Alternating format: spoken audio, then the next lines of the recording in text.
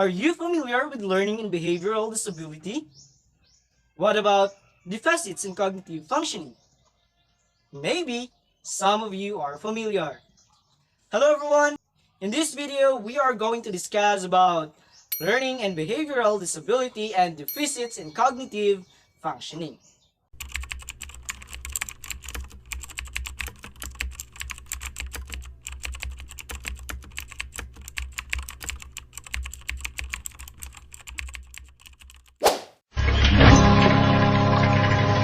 Class, turn to page 38, chapter 4, paragraph 3. We're going to mark adjectives today.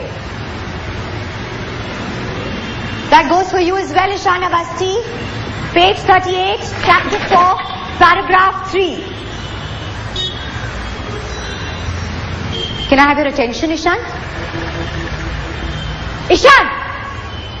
I said page 38, chapter 4, paragraph 3. Read the first sentence and point out the adjectives.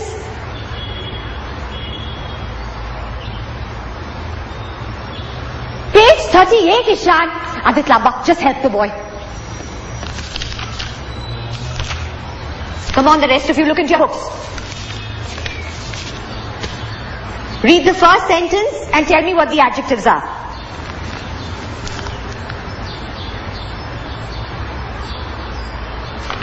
Okay, come on. Let's all mark the adjectives together. Just read the sentence for me.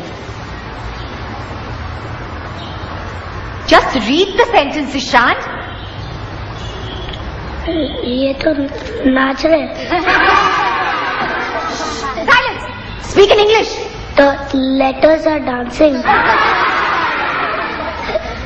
They're dancing, are they? Okay, then read the dancing letters. Trying to be funny? Read the sentence loud and proper.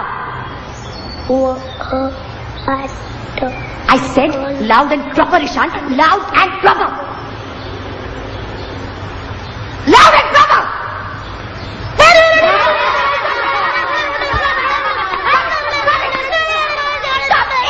Stop it. Enough is enough. Get out. Get out of my class. Out. You want to leave as well? Who is laughing here? Who wants to follow him? I don't want to hear a titter in my class. Look at your books. Shameless boy.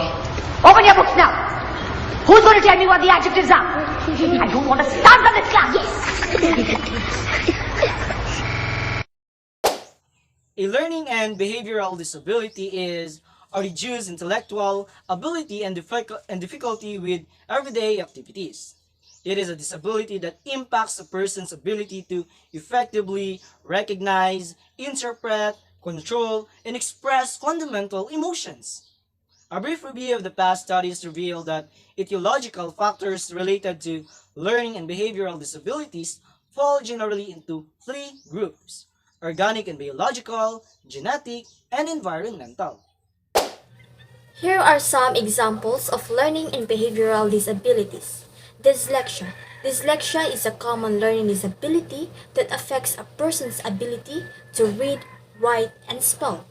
People with dyslexia may have difficulty recognizing letters and words, understanding written information, and expressing themselves in writing.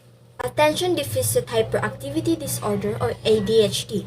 ADHD is a neurodevelopmental disorder that affects a person's ability to focus, pay attention, and control their impulses.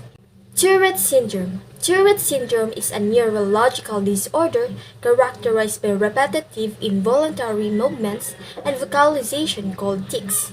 People with Tourette Syndrome may have difficulty controlling their tics and may experience social and emotional difficulties as a result.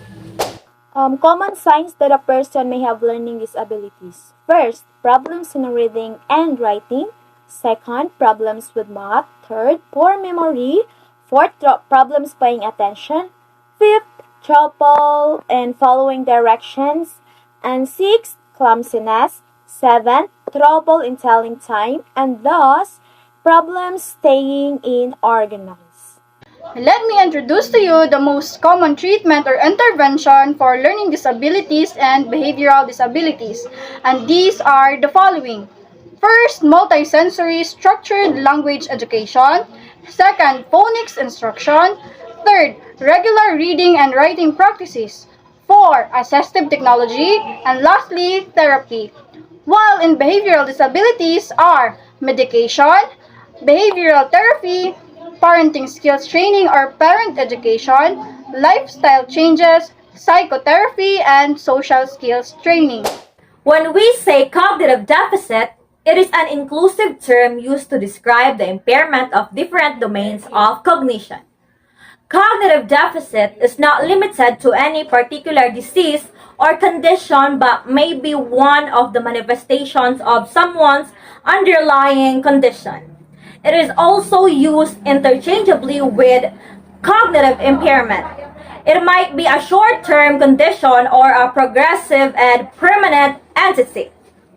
Here's are the examples of cognitive deficit functioning: difficulty remembering stuff, changes in behavior, difficulties with typical everyday duties, trouble learning and retaining new things, difficulty coming up with appropriate words, trouble understanding written or spoken information, difficulty distinguishing between people and locations, problems with vision, difficulty speaking, agitation, and mood swings. Cognitive symptoms are common and can be caused by a brain or spine tumors, effects of medications treatment, other health conditions, and sleep issues. If you have difficulty seeing, it may influence your ability to read and write. Cognitive symptoms can make you feel exhausted, overwhelmed, stressed, anxious, depressed, or sad. This is the intervention or treatment that could help to improve your cognitive function. Studies have shown that playing games, playing an instrument, reading books, and other activities may help preserve brain function. Being social may make life satisfying, help preserve mental function, and slow mental decline. Memory training and other cognitive training may help improve your function. It is critical to remember that most children with learning and behavioral challenges are just as intelligent as the rest of us. They simply require instruction that is suited to their individual learning styles. Learning difficulties are not always straightforward to identify. Because of the large range of symptoms and profiles, there is no one symptom or profile that can be used to diagnose a problem. Children who may not have learning problems may nevertheless encounter some of these issues at different periods. When your child's ability to learn specific abilities is consistently unequal, it's time to be concerned. Teachers may help students succeed in school and beyond by understanding more about learning and behavior problems in general and child learning issues in particular. While some children and adults with cognitive deficiencies might just require a little assistance at home, others who may have more severe problems might require more assistance. Early on, a child's development of self-care abilities should be the primary emphasis of a parent or other adult caregiver. It is useful to be aware of a child's developmental capabilities so that reasonable learning and adaptation expectation may be made of them and so that the right supports can be input in place to assure their success. So here's are the benefits for learning the behavior, disabilities, and cognitive deficit functioning. By understanding the different types of learning disorders and their signs, you can pinpoint the specific challenges your child faces and find a treatment program that works. Fosters a culture of respect and belonging. It also provides the opportunity to learn about and accept individual differences. It provides all children with opportunities to develop friendships with one another.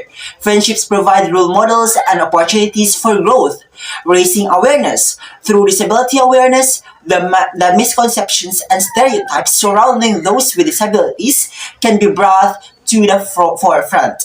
When these are gone, attitude and behaviors become more positive and impactful. Digging deeper to create a better understanding is a powerful way to raise awareness.